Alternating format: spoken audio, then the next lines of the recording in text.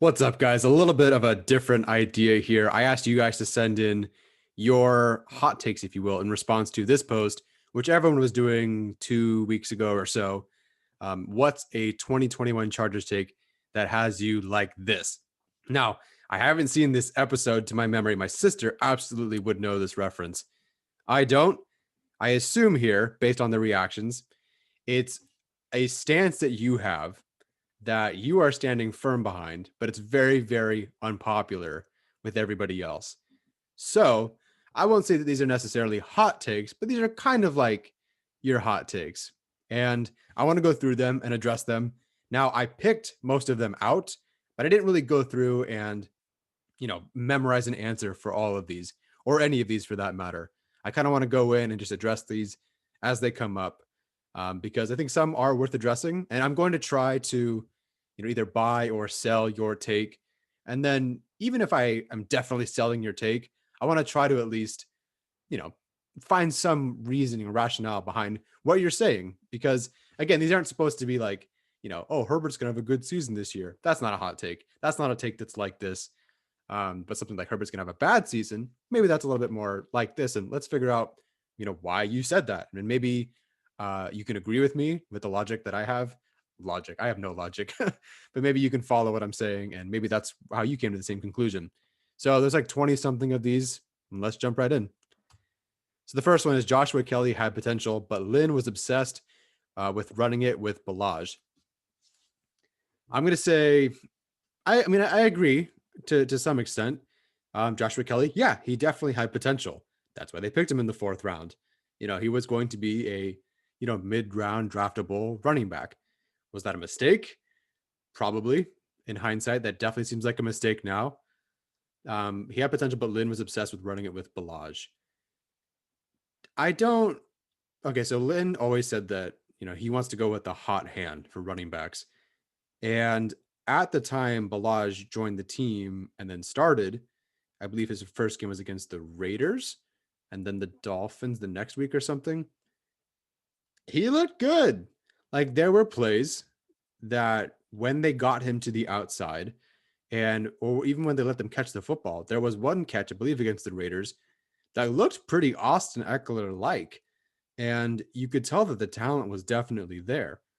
The problem was, agree or disagree with me. I'm pretty sure I'm not far off.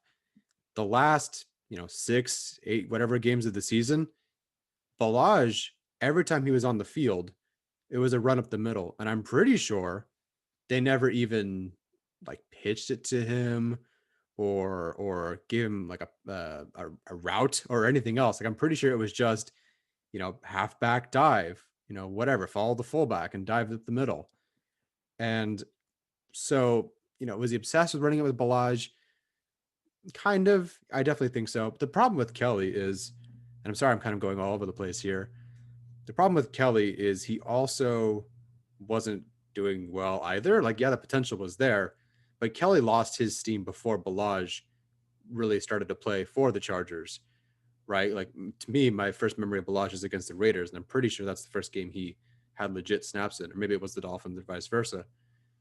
But Kelly, after the Carolina game, if not during that game, really kind of lost his mojo. And then the Tampa Bay game was no good.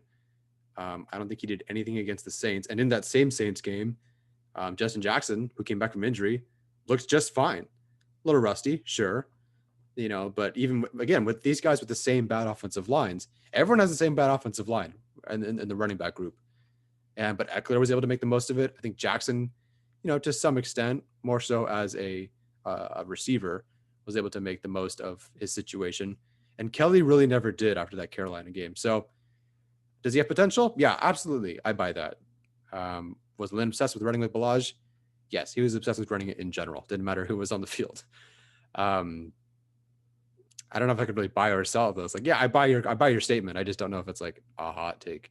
All right, the next one we already have from Samuel, by the way, we already have a complete starting front seven. Just hopefully one-off injuries and shameful misuse by Bradley has gotten in the way of a lot of guys playing to their potential. Okay, let's start with Bradley. On the one hand, as far as the linebackers go, Absolutely. Now, would the roles have slightly changed if Drew Tranquil and Derwin James, actually played more than 5 snaps last season? Probably. Like, I think there is a world where Kenneth Murray would have blitzed a little bit more if James and Tranquil were on the field, but they weren't. And so, I think in general, and you've heard Drew Tranquil and Kenneth Murray come out now and say, our defensive coordinator wasn't all that good. He put us in some odd situations that we weren't comfortable with. So I think as far as the linebackers go, I do think they have a good, well, technically now it's a 3-4. Let's say it's a 3-4. So let's say it's Nwosu, Tranquil, Murray, and then Bosa as your inside and outside linebackers, or edge, excuse me. That is all good. My issue with this group is the defensive tackles / nose tackle. However, Staley wants to describe these guys. I see Joseph as more of that nose tackle, and Fehoko is that nose tackle, and Tillery and Jones is more of that defensive tackle. I think Jones is slightly more interchangeable. That's the group that I'm concerned about because, Jones is pretty inconsistent, decent run defender. I know Alex likes him more than I do. I just never really saw, I've said this a couple of times on the podcast. He, to me, is either too, like, not big enough to handle, gaps and be strong at the point of attack, or he's actually too big and he's not fast enough to be a gap shooting defensive tackle, which I kind of thought he was going to be more coming out of college. And it sounds like they're going that way, right? They want him to lose weight so he can be that kind of guy.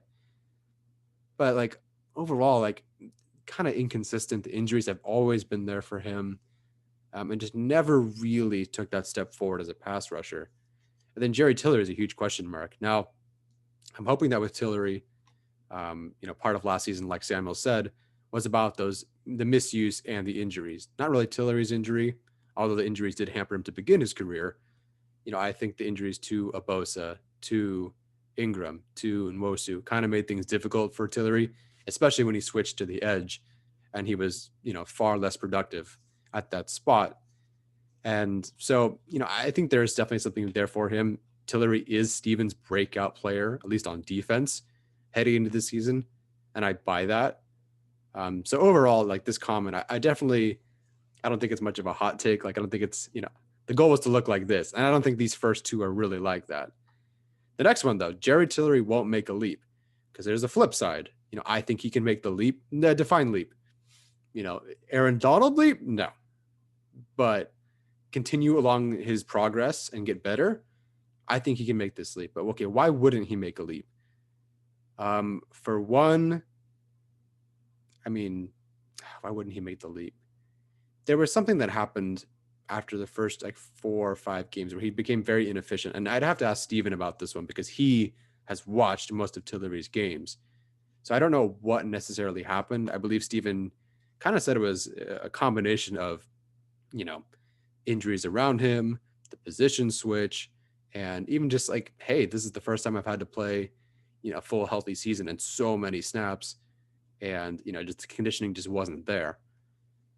I don't see why he wouldn't make a leap outside of things he can't control, like an injury or injuries around him. And if all goes well, I think he could do it. I don't see why he couldn't do it. After the week 1 of the season, I tweeted a play or 2 plays, one from his game against week 17 against the Chiefs in 2019, and then week 1 of 2020. And both were outside pass rushes, a lot of chopping. I don't exactly remember what the move was, but rushing to the outside shoulder of the tackle and just being very violent and aggressive. That was what happened in week 1. Week 17, you watch a very similar play, and he's kind of just like playing patty cake. Like there was no violence there. The strength wasn't quite there. And so the difference between 2019, week 17, and 0 games played since then, and then week 1 of 2020 was very significant. And there were times like against Carolina where Tillery was a lot stronger at the point of attack, like a lot stronger, like dictating terms at the line of scrimmage with his strength against the run. And so I do definitely think he can take that next leap because this will be his first offseason. That's like a full offseason. And technically it really isn't because of kind of the COVID thing, but like he'll have a full preseason for the first time in his career. And so I don't see why he couldn't make the leap outside of circumstances that are beyond his control. I think if it were still Gus Bradley, then I think he couldn't make the leap. But considering the coaching staff that he has to work with and the defensive coordinator, which is it's technically Ronaldo Hill, but it's really Brandon Staley, I think he'll be maximized this year. And while I don't know if he'll ever get to, a first round pick kind of defensive tackle, I still think he can do a lot in this defense. So I'm going to sell this one. Next one, Herbert is probably going to have a worse year than last year, but people shouldn't overreact. Lynn's system was pretty easy for a quarterback. I don't think Herbert is going to be bad in the future, but he might have a sophomore slump. Okay, how do I decide to take this? Let's start with the one you're probably thinking about. Lynn's system was pretty easy for a quarterback. I mean, technically, yes. Depends how you look at this. Was it easy for him to succeed in that system? Like, he didn't get a lot of help. So on the one hand, like his system of like the growth system, if you will, and getting him in the best positions to succeed, that was very tough. Herbert basically winged it for 15 games and won Offensive Rookie of the Year. At the same time, it's also not a complex offense. You're kind of handing the ball off, get the ball to Keenan Allen, chuck it up to Mike Williams. It wasn't like it was, and Henry over the middle or Eckler. It wasn't like it was difficult. So that does help. But is he going to have a worse year than last year? Again, it depends on how you look at it. Obviously, the stats will change. He'll play 17 games versus 15. So, like, statistically, he should have, in general numbers, a better year. He might have a sophomore slump. Here's the thing, and I think there's a couple questions that are kind of related to this, but I'll get it out of the way now. One, they're using offenses, or they're mirroring offenses. San Francisco in the Shanahan system, LaFleur in Green Bay, and Sean Payton in New Orleans, and I'm sure there's a little bit of Sean McVay in from the Rams. They're modeling those offenses that have been consistently, like, they work. They just work. Granted, you need the quarterback, you need the coach, you need the personnel, but I think the Chargers have that, and so those offenses work for a reason. They're efficient and they maximize your quarterback and your run game, and your offense in general. And actually, Steven just tweeted out that he watched the Saints and the Bucks game. I can't remember if it was the first or second one. And the Saints basically never ran the same personnel package once on offense. Can you imagine that? Like, I watched the Chargers last year run the same 3 plays over and over and over, back to back to back against the Chiefs as they approached that goal line. It was like Henry motion, Kelly dive, Henry motion, Kelly dive, Henry motion, and then fake to Henry. And then Justin Herbert was like, what am I supposed to do? And then he got like sacked or whatever. So for the Chargers to do that 3 times in a row, and the Saints to never do that in a game against the Buccaneers, which is very, very complicated, defense, very blitz heavy defense. That's very exciting. The other reason he won't have a sophomore slump is because, like, they have an offensive line. I know it's kind of simple, but they have, the ability to dictate and do whatever they want because they have an offensive line, not just a good one, but a smart one, or at least they're veterans. Like Balaga, like, I'm not saying he's like the smartest offensive tackle, but he's a veteran. He knows what he's doing. And when he was healthy last year, by far their best lineman. And then Ode Abushi, who I've only watched a little bit of, but if you watch like the early breakdown I did of him versus, I want to say the Washington football team, smart guy, understands his responsibilities, and he looks for work as well. His mind is always going. So he either knows what the next step of the defense is, or if he has no responsibility for whatever reason, he's going to go knock out the guy who's taking on the center, which brings me to Corey Linsley. 4 pressures allowed in a season. That's mind-blowing. 4 pressures allowed. And that offense was on the field a lot. That Aaron Rodgers obviously was passing a lot. 4 pressures. I don't understand how, like, that's mathematically possible, but he pulled it off. And that's why he's, the second highest paid center in football. And so we move to next. Oh, Matt Filer, a guy who can play multiple positions well. That's smart. And then Rashawn Slater, who, like, yeah, we haven't seen him at the NFL level, but the dude came out of college knowing how to manipulate and do different things in pass sets to beat, Chase Young. He's like, there's Chase Young. Who's he? Second overall pick? Whatever. Like, I know how to beat this guy. And you could see in his talks with Jeff Schwartz, he's like, yeah, I remember this, and he does this, and I like to do this. I like to show them this, but do this. Use one arm here, keep the one arm on the guy. Anyway, sorry, I don't have much O-line speak in my brain, but this line is so smart. So you have a very efficient offense with a very good quarterback, an ascending quarterback, with a smart coach, with a lot of talent, with a good offensive line. I don't, like you said, I don't think Herbert's going to be bad in the future at all, but he might have a sophomore slump. Now, listen, the one thing I'll say and the one thing I'll point to is that even Aaron Rodgers, arguably the best quarterback in football right now, he only had 28 touchdowns in his first season with LaFleur. And they had some weapons, not a lot, but they had Devontae Adams and Aaron Jones and the other guys who I can't remember. I don't know if they're good at the time or not. But in his first year, he had like 28 touchdowns. It wasn't like a great season for him. And then year 2 with LaFleur, that was this past season, and he won the MVP. So it's possible that the Chargers take a little bit longer than a year, or at least, as the year goes, they get better. And then year 2, all systems go. And that's fine. And I do think they're going to be installing and adjusting as the year goes. And what happens in week 1 might change by week 6, which might change by week 17. But we'll see. I don't think he'll have a worse year than last year, though. The next one from Matt, Samuel Jr. will be a bust. Okay, this is the take, right? That's this take. That's a Patrick Star, everybody yelling at him, chained in the middle of whatever this arena is. That's the take. So Samuel Jr. being a bust. I mean, technically this is supposed to be for 2021. So I don't think he can bust that quickly, nor would I consider him a bust. I think, okay, if he were to have a bad season, I think it's I would think it's because something happened to Davis, or Davis just does not have a good season, and Samuel Jr. has to be forced into kind of like that CB1 role, which I don't know if he could do that so soon. He's covered some great talent. He pretty much shut down De'Ami Brown, had a really good back and forth with him.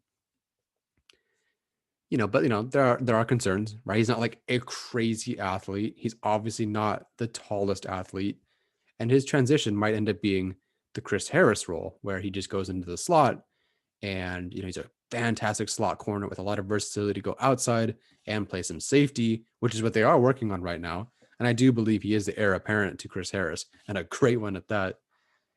But there are definitely concerns. Like, there's a reason he made it to the second round, and it wasn't no injuries that I know of. So the NFL is definitely concerned. And, for what it's worth, Tom Telesco always seems to find gems, even as early as round 2. But you have to ask yourself why, right? Tom Telesco got Nasir Adderley in round 2, back end of round 2. But why? Why was he there? And now, of course, we see now, not that we see now, because I don't think he's been in the best position, nor has, the injuries have also cost him. But it's not like the NFL has been wrong just yet. Right, the other 31 teams that passed on him, and even the Chargers passed on him once, they're not wrong just yet. So maybe there's something there. So, Samuel Jr. being in there in the second round is great, and it does seem like a steal, and everyone thinks that's a steal. But, maybe there's something they know that we don't.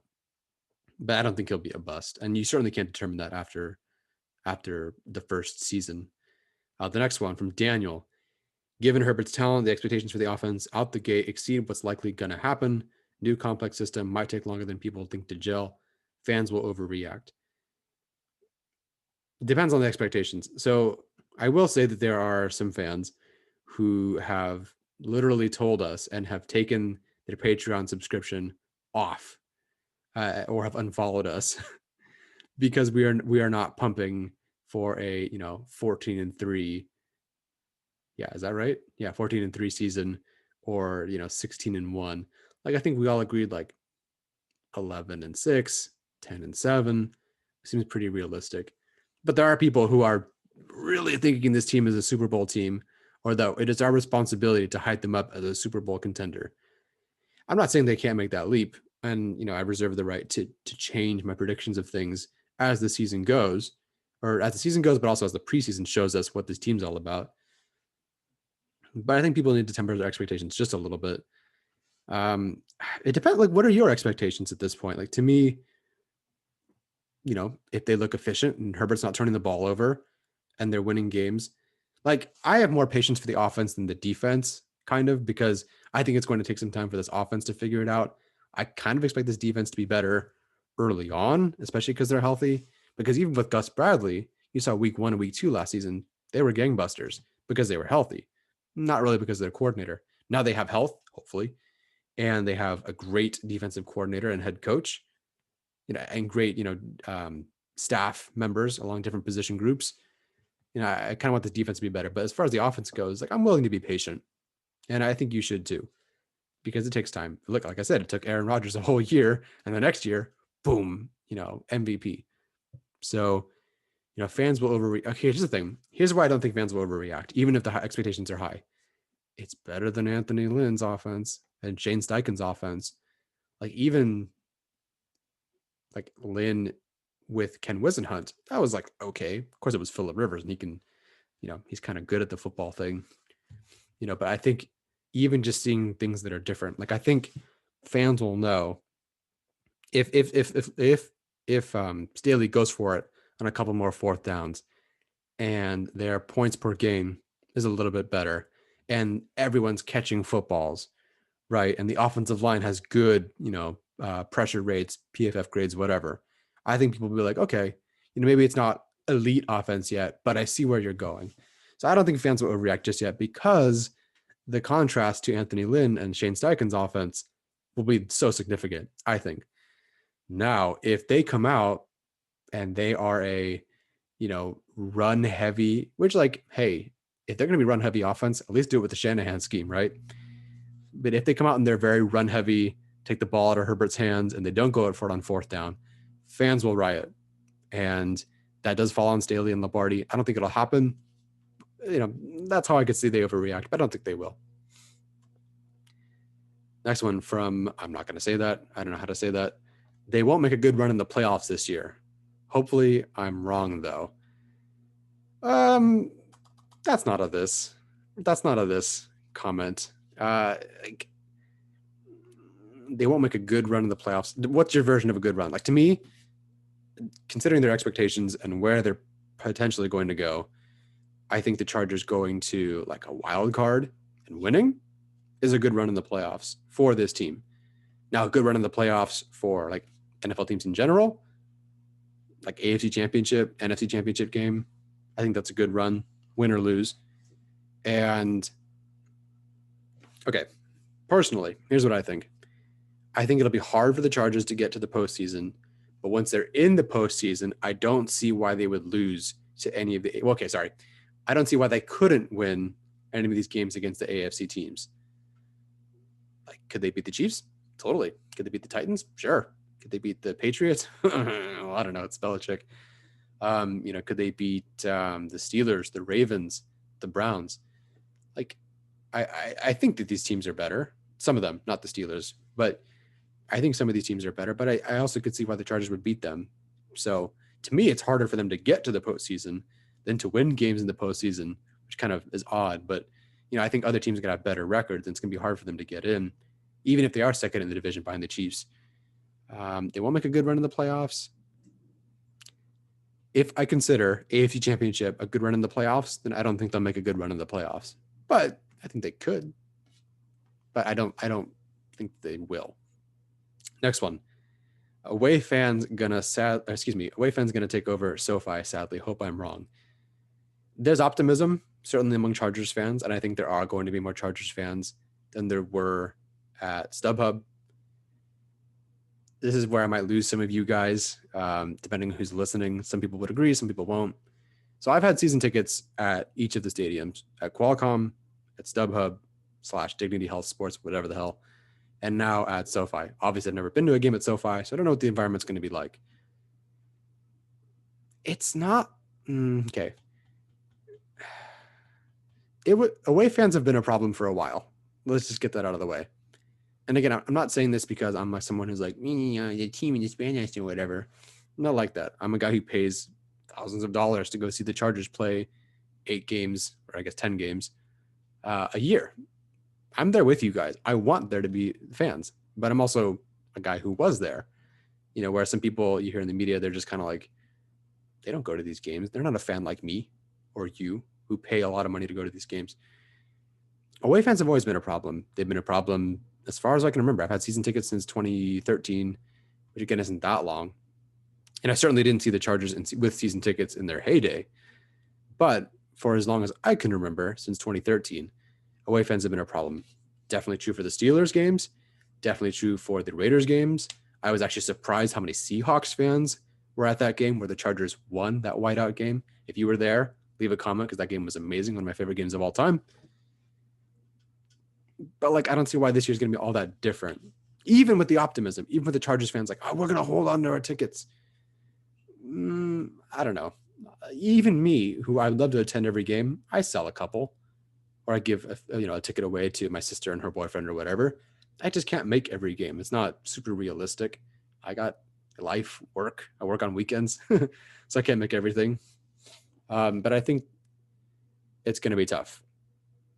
And even if there aren't, it is still, if you've been to that stadium, you'll agree with me, that's probably the greatest venue you've ever been to in your life.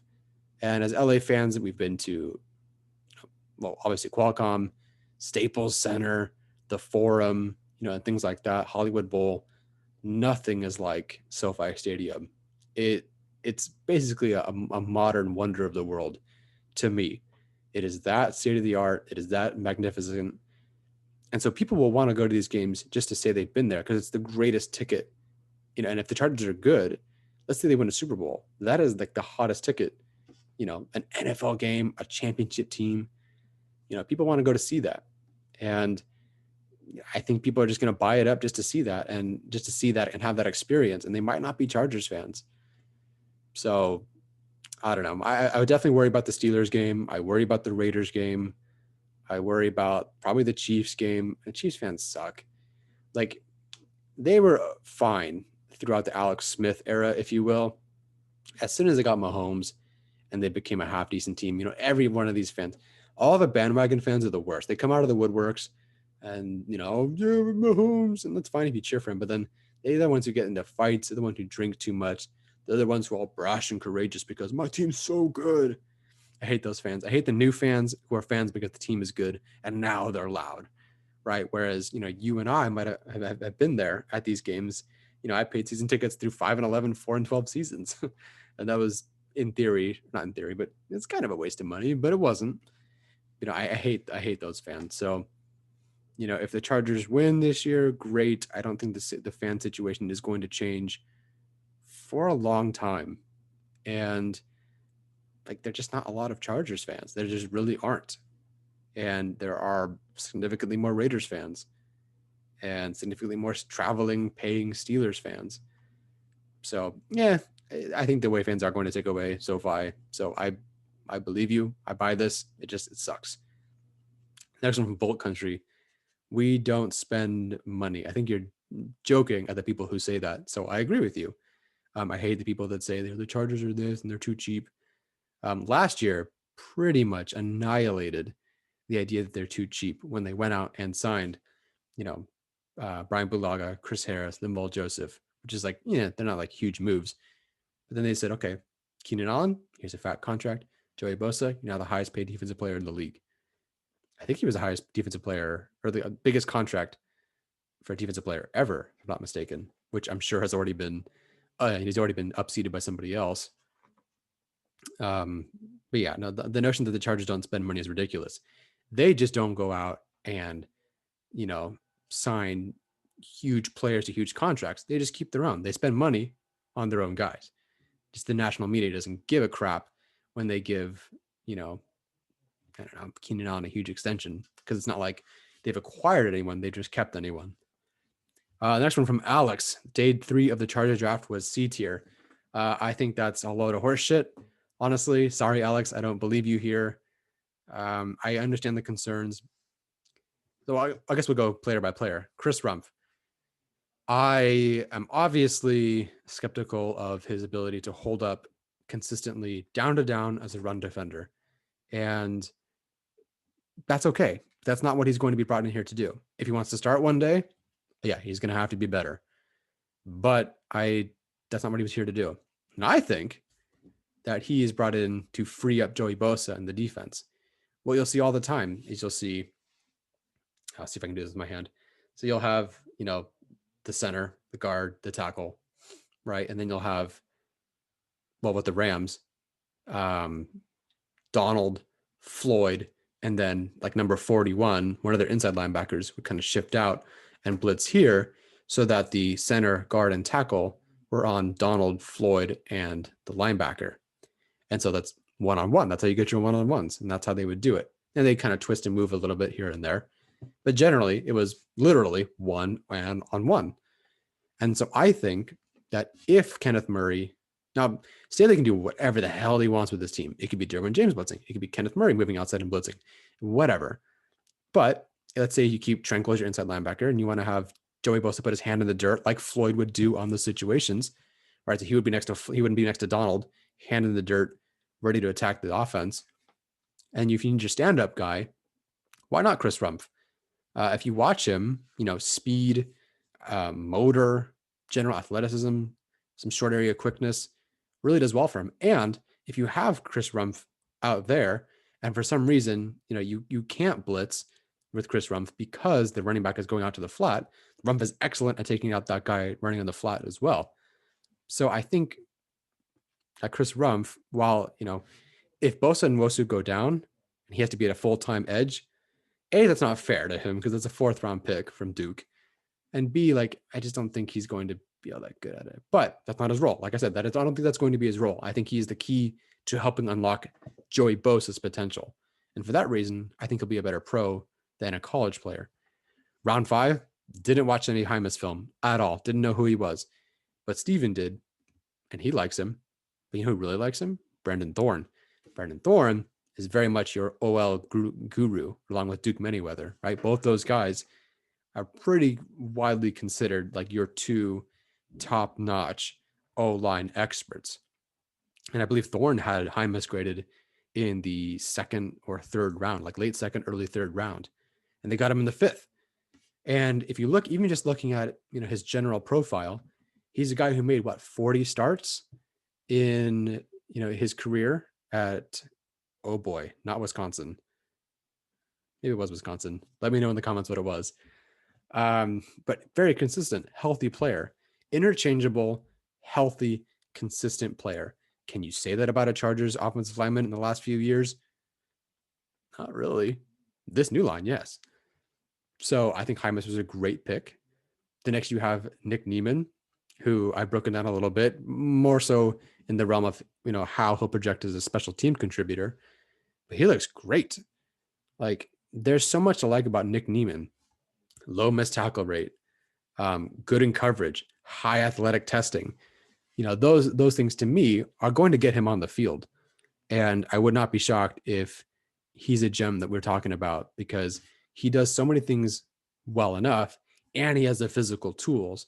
And he even has a brother in the NFL who has made it and, been a solid contributor.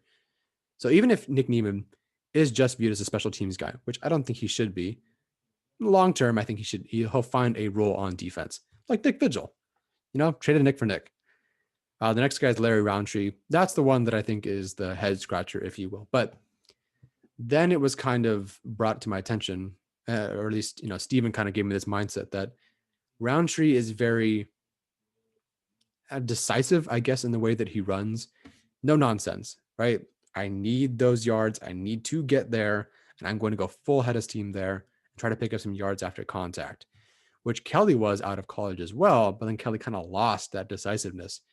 Part of the reason he was unsuccessful at some point was it's like everything was too much for him at certain times. And maybe that's a fault of the coaches. And of course, having the offensive line doesn't help, but he needs to figure that out.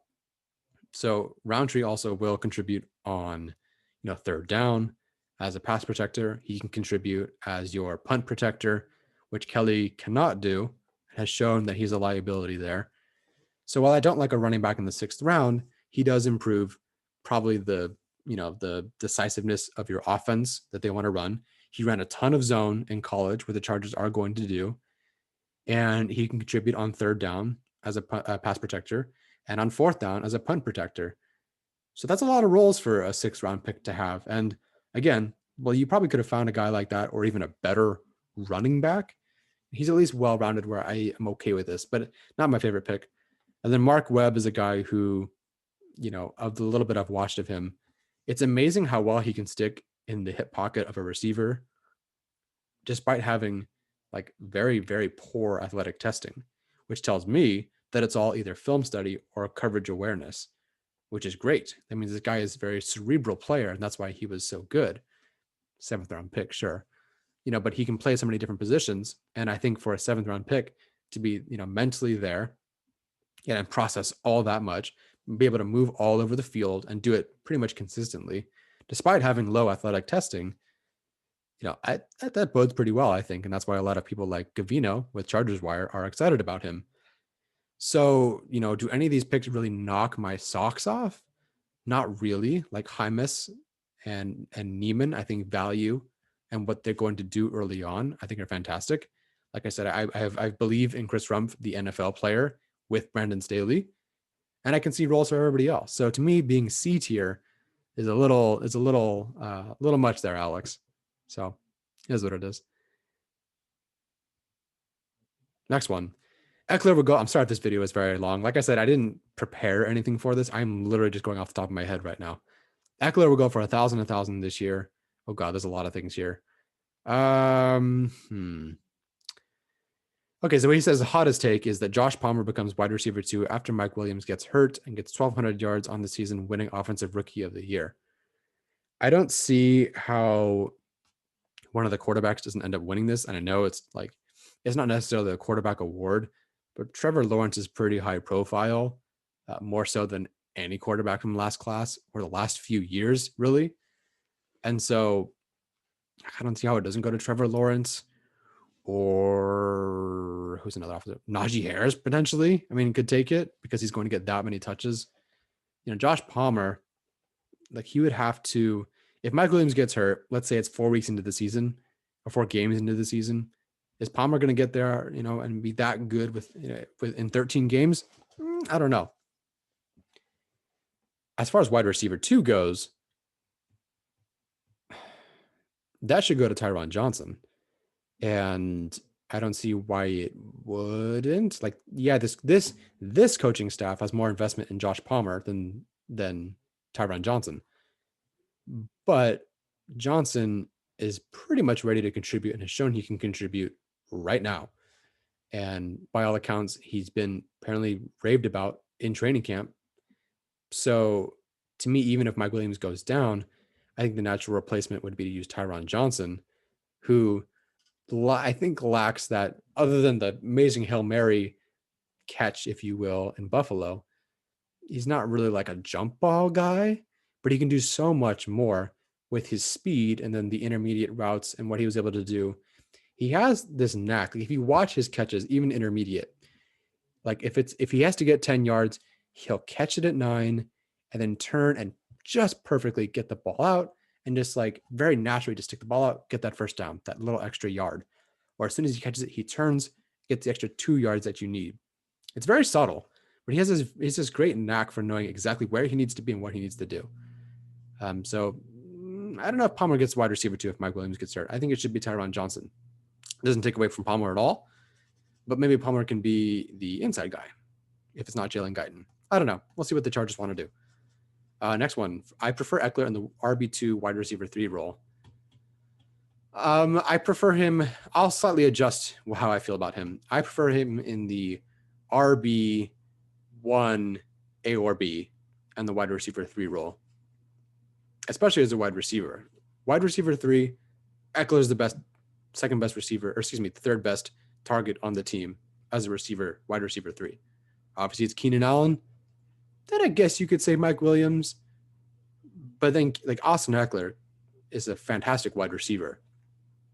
Not a down consistent wide receiver, But as your slot guy and wide receiver 3, or hell, you watch him. How many balls did he catch on the outside in 2019 when Phillip Rivers was there? You know, it was criminal to watch him last year go from taking, I believe, like 27, 28% of his snaps out wider in the slot with Rivers to only 19% with Herbert. And you can't tell me Herbert, it's because of Herbert. No, it's all because of Steichen. Lynn was the head coach in 2019, and Whisenhunt was and 2018, obviously. And Whisenhunt was the offensive coordinator, and they got Ekeler the ball as a receiver.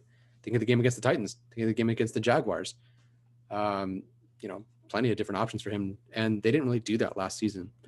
So I really miss him in that role, and I think they'd be stupid to not have him as a wide receiver, which thankfully I think they will, because you look at Kamara, and he's absolutely another receiver to them with the Saints. And so I think Ekeler could totally do that.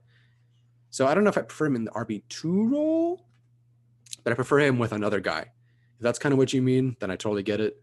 But I wouldn't take him off the field. I would just combine him with someone else to just make sure he's not just the guy who's running the football, which he can do. He was much better than that than anybody else on the team last season. But, maximize him in other ways. Like you said, as a wide receiver 3. This one is Williams over Jones. I asked who Jones was, and they said it was over Julio Jones. Okay. I would buy this. I'm not going to buy this, but I would buy this if we're talking about Mike Williams a year ago and his contract, which was lower, versus spending a lot on and having to trade for Julio. So let's say, Mike Williams at whatever his contract was last season, or his rookie contract before the 5th-year option, and his age, versus Julio Jones, who's a little bit older with a bigger contract, and you had to trade a 2nd and a 4th, I think, for him.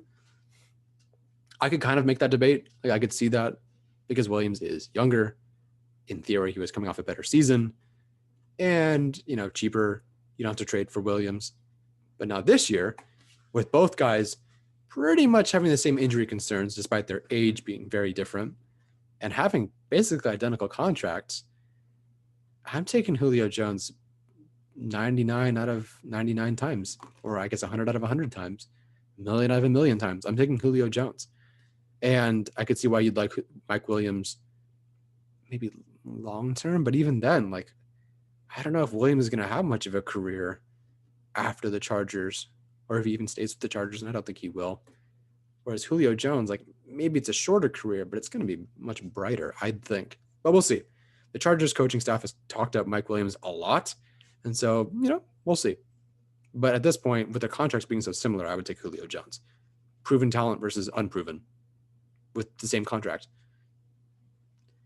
Next one, Brian Bulaga might bring down the O-line. I don't think that'll happen if he's healthy. I don't buy this, okay, why would I buy this? I think he won't bring down the offensive line. I think him being consistently in and out of the lineup and hurt, which like he was last year, can bring down the offensive line. Because in some ways, it wasn't fair for a Trey Pipkins or a Storm Norton, whoever ended up having to take right tackle snaps. It wasn't really fair for them to be like, am I starting this week? I don't know. And then they weren't. And then by the 5th snap of the game, they were. And then they kind of rotated out with Bulaga.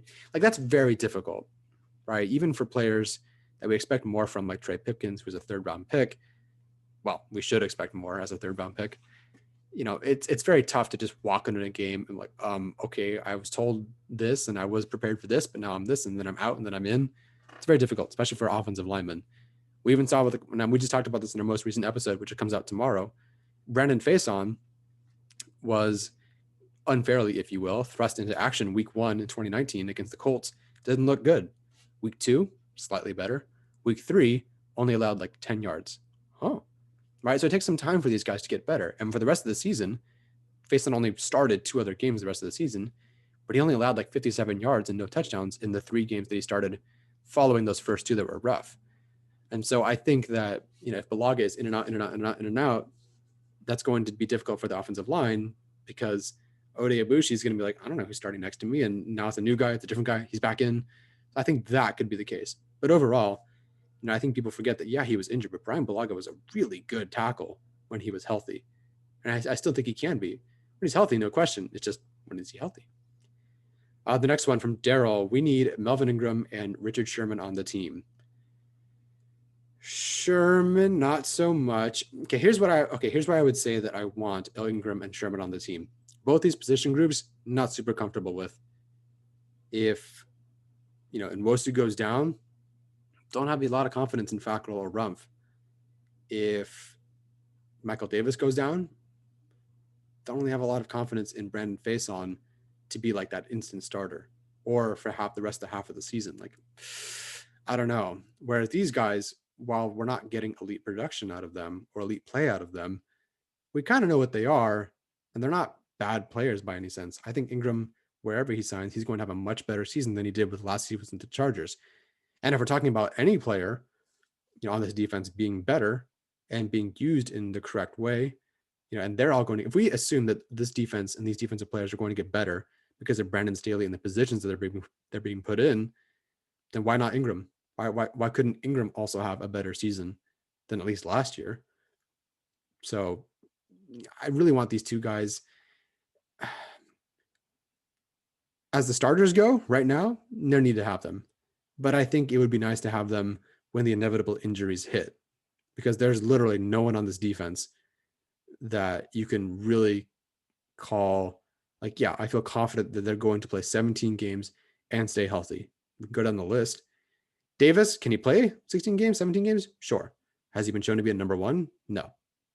Not for 17 games. He's never had to be the number one. So I don't really trust that yet. Although I do have more faith in him than most of the rest of the defensive players. Bosa staying healthy? No. Nwosu staying healthy? No. Tillery having a breakout year? Jones staying healthy? No. Joseph staying healthy? He did last year. Are you betting on that? Tranquil? No. White? No. Murray? He was healthy, but he just had off-season shoulder surgery. So not sure about that. Nasir Adderley, healthy? Yes. A legit starter? No. Derwin James, legit starter? Yes. Healthy? No. Chris Harris, healthy? No. Asante Samuel Jr.? Possibly. He's never played in the NFL, though. So, I just think there's so many question marks with the injuries or long-term success or even just single season success of this team that it would be nice to have Ingram and Sherman on the team. But you can't really have those guys on the roster while also letting your other guys start and be themselves. So, they're in a pickle. I could see an injury happening and one of these guys being brought in, sure. But for right now, they don't need them now, but they will kind of need them. Next one from Charlie. Justin Herbert, 2021 NFL MVP. I think most Chargers fans would be pumped for you to say this, and it is certainly possible. Everything that I'm hearing, and as Steven begins to study what the Saints do, and he's even reading books right now about what the Saints have done, and considering that the Chargers and this coaching staff have so far walked the walk even after they talk. Staley goes, I want to be a line of scrimmage team. I'm sure Lynn said that. I'm sure Telesco has said that. But no one has walked it more than the Chargers have. Or under the Telesco era, I don't think they've walked it as much as they did this past offseason. Slater, Abuji, Filer, Lindsley, really good upgrades. At least, everyone is at least above average. And I can say that with certainty. Everyone is at least above average. I was not able to say that last season going into the year, right? So many question marks. So, the Chargers have walked this walk. What kind of corner do you want? I want a corner who can play man and tackle. What do? They get Asante Samuel Jr., right? And then they talk about, what kind of offense they want to be. And so far in practice, you've seen that they've been able to implement, some wide zone. I haven't seen the Chargers run up the middle in these little practice snippets once. Not that they won't, but as Arjun has pointed out, our analytics guy, it's the least efficient gap to run up. So what are the Chargers doing? Like they've said they've been doing. We're going to take in some Shanahan, this and that, a little bit of, LaFleur, a little bit of McVay, a little bit of Peyton. I'm going to run outside zone, wide zone. And so I think they're on the path to bring, the more I see them walk the walk, the more I believe that, damn, I think Herbert actually could be the MVP because everything they've said they're going to do, they have. So I believe this coaching staff, and they have high expectations for Herbert. So why should I not believe them right now? Again, I have to see them play some games. I'll be there at those games.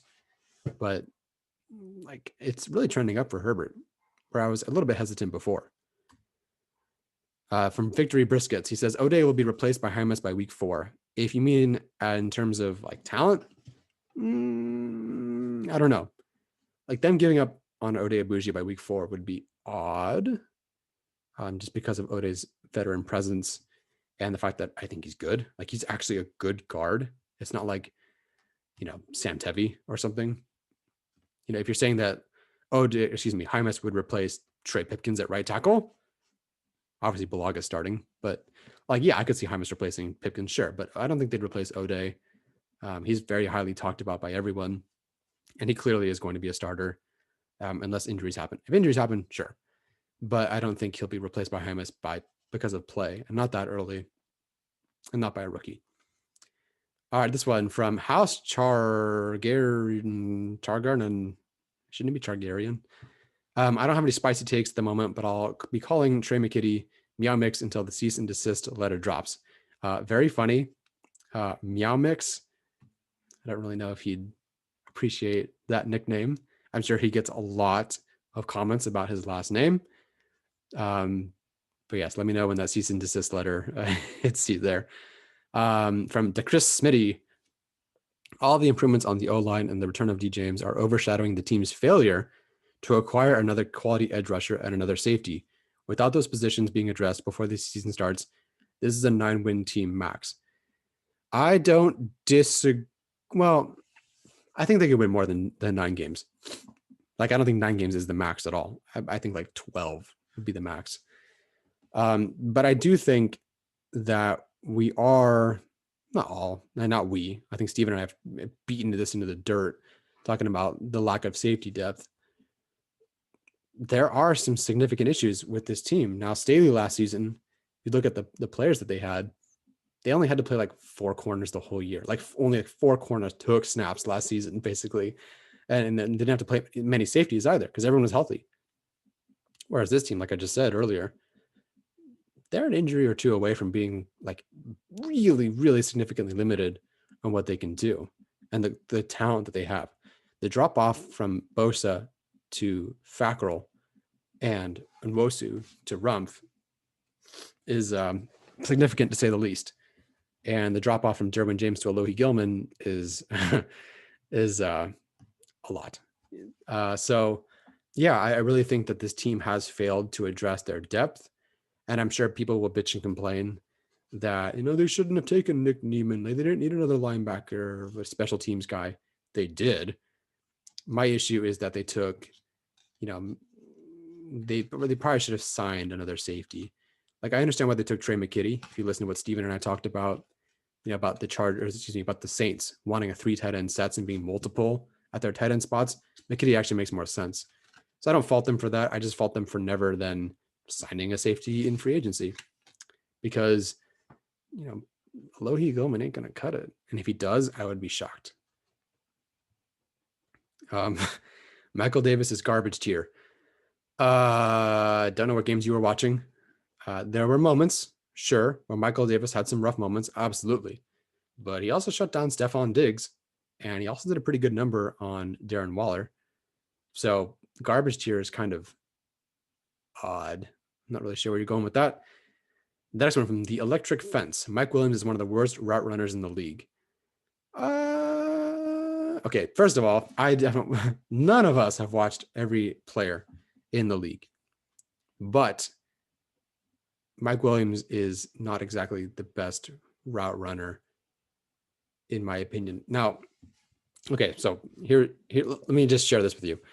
When Steven, Alex, and I were doing our start an offense fantasy kind of draft, where we got to pick, a receiver, a running back, a tight end, and then some flex options.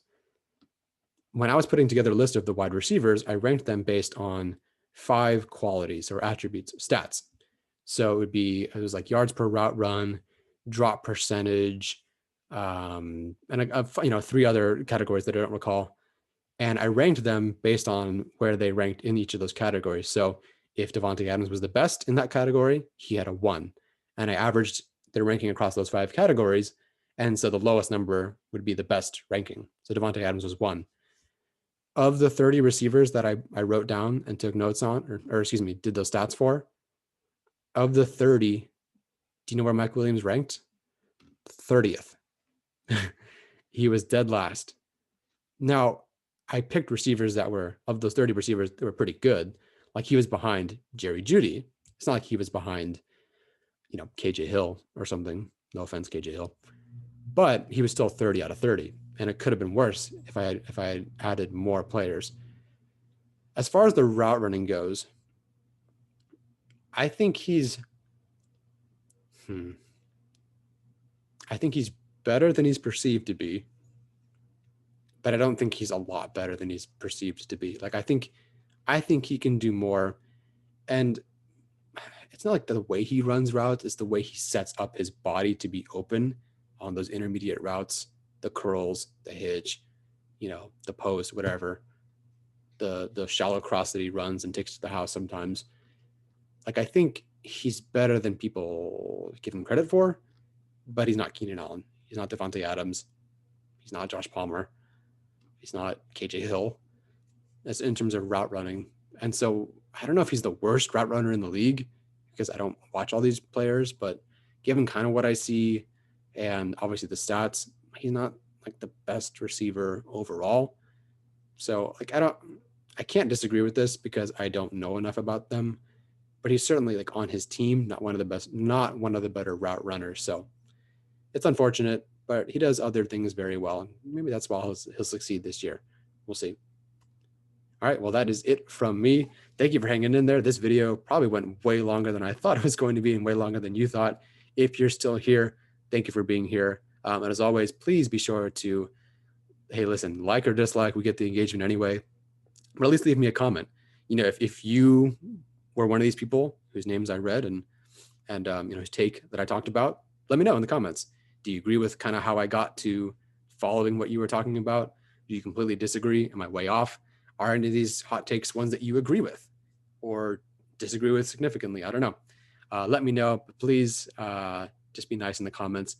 No crazy racist stuff like some people have been leaving recently. So please don't be like that. Anyway, that's it. Take care, guys.